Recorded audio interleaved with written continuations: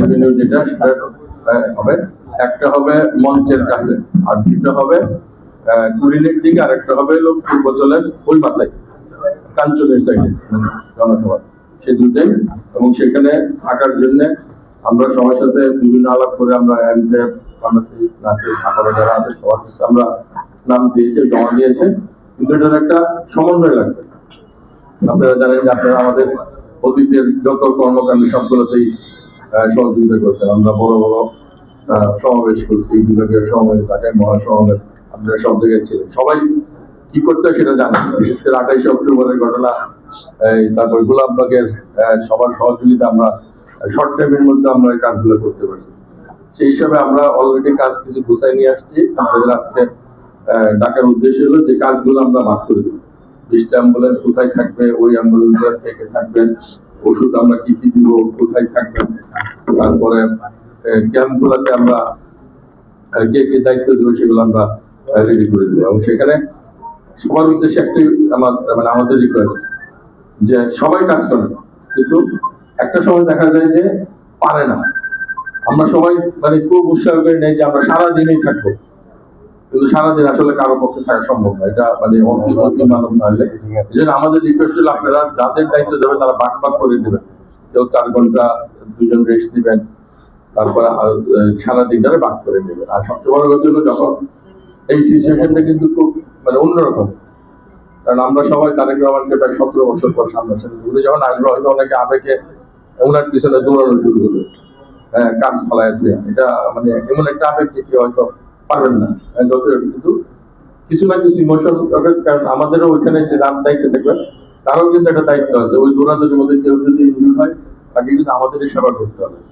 আর আমাদের আরেকটা যে সুবিধা, এই অ্যাম্বুলেন্স গুলো বেসিক্যালি বেশি গরম হয়, হিট স্ট্রোক, এই জিনিসগুলোর জন্য বেশি দরকার পড়ে। কিন্তু যেহেতু ঠান্ডা, হয়তো এই জিনিসটা একটু কম হবে। বাট তারপরেও ইনজুর হওয়ার সম্ভাবনা থেকে, পড়ে যে ছিলে যাওয়ার সম্ভাবনা আছে। তারপরে অনেকে বমি করতে পারে, যার প্রেশার আছে, উত্তেজনা। আমাদের উপর যে অতিরিক্ত দায়িত্ব দেওয়া হচ্ছে, এবং শুধু আমাদের জ্যাব দিচ্ছে না, জ্যাব আপনাদের মাধ্যমে সবাই আমাদের পুরো স্বাস্থ্য সেক্টরে যারা আছি তাদের উপর ভরসা করে কিছু দায়িত্ব দেওয়া হয়েছে। কারণ অতীতে আমরা যে কাজগুলো করছি বিএনপি লেভেলে, এবং ওনার কাছে যে ইনফরমেশন দিয়েছে যে আমরা চিকিৎসক নার্সের সবাই মিলে সেই দায়িত্বগুলো আমরা ভালোভাবে পালন করছি। এই জন্য এবার এককভাবে ডক্টর বাংলাদেশ জ্যাবকে দায়িত্বটা দেওয়া হয়েছে। সাথে বিএনপি ছাত্রলীগের সম্পর্ক, সব সম্পর্ক যত ভালো আমাদের সাথে থাকবে। তার পরিস্থিতি আমাদের একটা মিটিং, আপনারা যারাই বক্তব্য দেবেন একই পয়েন্ট বারবার বলার দরকার নেই। এক একটা সংগঠন থেকে যারা আসছেন 2জন করে বলেন, আমরা জিনিসটা কনসাইজ করে নিয়ে এসে আমরা পরে সিদ্ধান্ত চলে যাবো। হাত তুলে কে কে বলতে চান? ধন্যবাদ সবাইকে। আমি এখন আমাদের সমন্বয় সভা, বিএনপির ভারপ্রাপ্ত চেয়ারম্যান এবং ড্যাবের প্রধান পৃষ্ঠপোষক জনাব তারেক রহমানের স্বদেশ প্রত্যাবর্তন উপলক্ষে আজকের এই সমন্বয় সভায় উপস্থিত চিকিৎসকবৃন্দ, নার্সেস অ্যাসোসিয়েশনের থেকে যারা আসছেন নেতৃবৃন্দ, এমট্যাবের বিভিন্ন পর্যায়ের নেতৃবৃন্দ, প্রতিনিধিবৃন্দ, আসসালামু আলাইকুম।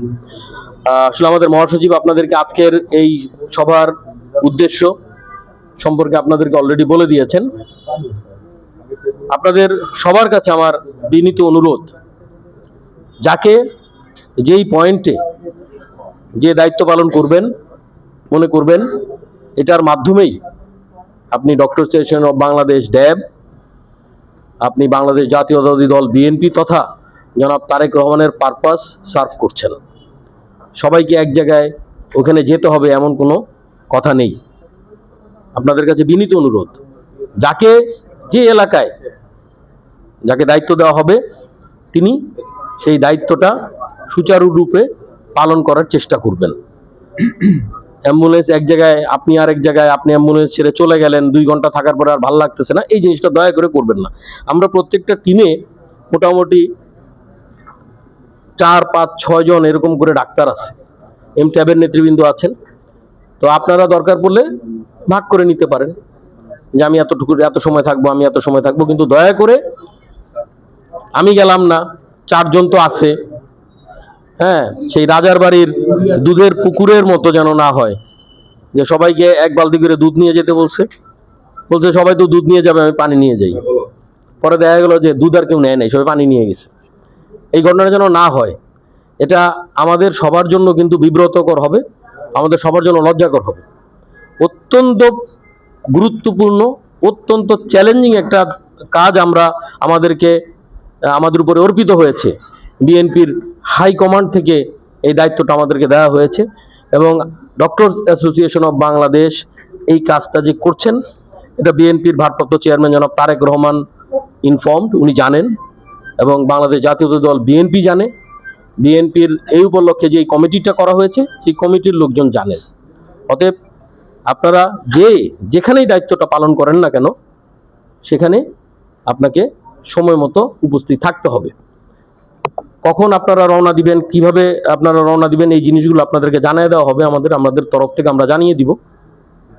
যেভাবে আপনারা আজকে আপনাদের, বিশেষ করে আমি গতদিন আমাদের মিটিংয়ে আমরা যেই অ্যাম্বুলেন্স টিমটা করেছিলাম, আমি আশা করি আপনাদের সবার কাছে টেলিফোন গিয়েছে, সবাই ব্যক্তিগতভাবে ফোন পেয়েছেন। আমি মনে করি এমট্যাবের নেতৃবৃন্দ আপনারা ফোন পেয়েছেন তো।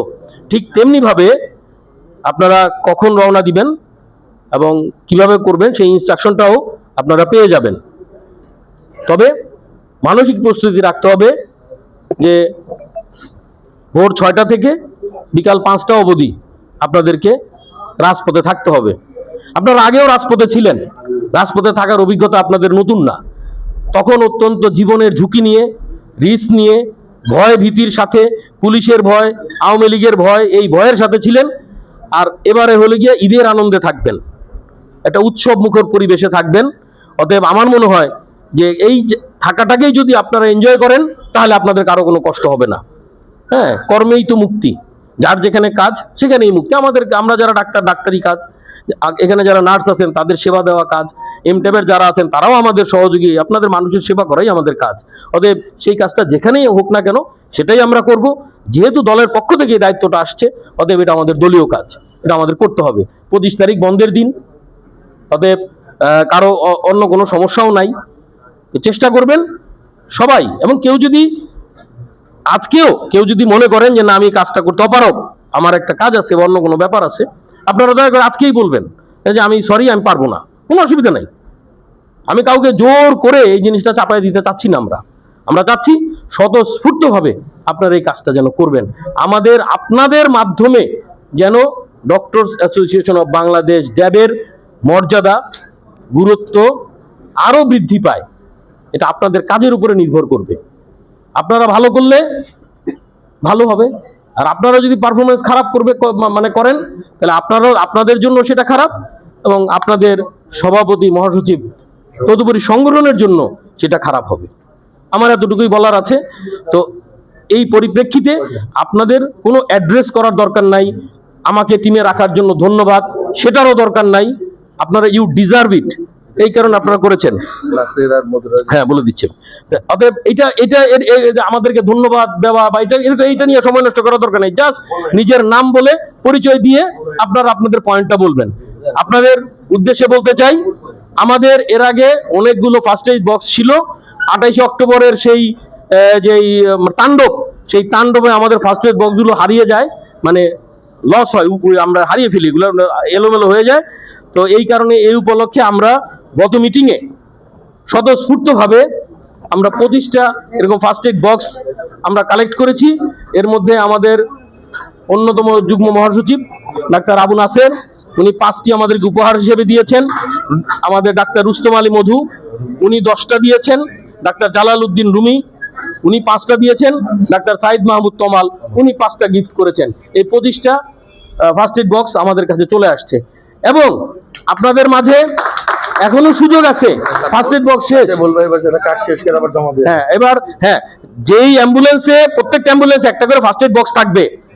অতএব আপনাদের টিম লিডার যে থাকবেন, তার দায়িত্ব এই ফার্স্ট এইড বক্সকে প্রোগ্রাম শেষ করে ড্যাব অফিসে আমাদের অফিস সহকারী যারা আছেন তাদের কাছে দয়া করে আপনার নাম সহ, যে আমি ডাক্তার অমুক, আমি এই জায়গার দায়িত্বে ছিলাম, এই আমার ফার্স্ট এইড বক্স, নাম লিখে দয়া করে এই ফার্স্ট এইড বক্সটা আপনারা বুঝিয়ে দিয়ে যাবেন। কারণ এটা আমাদের ড্যাবের সম্পত্তি, আপনাদের সম্পত্তিটা যেন না হারিয়ে যায়, এটা একটা। আর এখন অনেকে মনে করতে পারেন যে ফার্স্ট এইড বক্স তো আমি গিফট করতে পারলাম না, আমি কিছু একটা গিফট করতে চাই, আপনারা গিফট করতে পারেন, অ্যাম্বুলেন্স গিফট করতে পারেন, আপনারা অ্যাম্বুলেন্স গিফট করতে পারেন। আমার 10টা অ্যাম্বুলেন্স জোগাড় হয়েছে, আরো 10টা অ্যাম্বুলেন্স লাগবে। কেউ যদি আগ্রহী হয়ে যে বলেন যে না, আমি একটা অ্যাম্বুলেন্সের দায়িত্ব নিলাম, আমি একটা অ্যাম্বুলেন্স জোগাড় করবো, হ্যাঁ, এটা একটা ওপেন ফোরাম। না দিলেও অসুবিধা নাই, দিলে ভালো। যদি আপনারা দেন, আপনারা এই অ্যাম্বুলেন্সটা গিফট করতে পারেন। এবং ওর স্যালাইন, হ্যাঁ, যেমন একজনের দায়িত্ব নিয়ে বলতে পারে যে আমি 100 প্যাকেট ওর স্যালাইন দিব, কোনো ব্যাপার না। আরেকজনে বলতে পারেন আমি 200 দিব, আরেকজন বলতে পারেন আমি 500 দিব, দিতে পারেন। না দিলেও অসুবিধা নাই, কিন্তু দিতে পারেন। এটা হলো গিয়ে ওপেন ফোরাম, ওপেন আলোচনা। এখন আমি আপনাদের কাছে আমি ফ্লোর ছেড়ে দিব। আপনাদের যদি কারো সুনির্দিষ্ট কোনো পয়েন্ট থাকে, পরামর্শ থাকে, আপনারা সেটা দিবেন। ধন্যবাদ সবাইকে।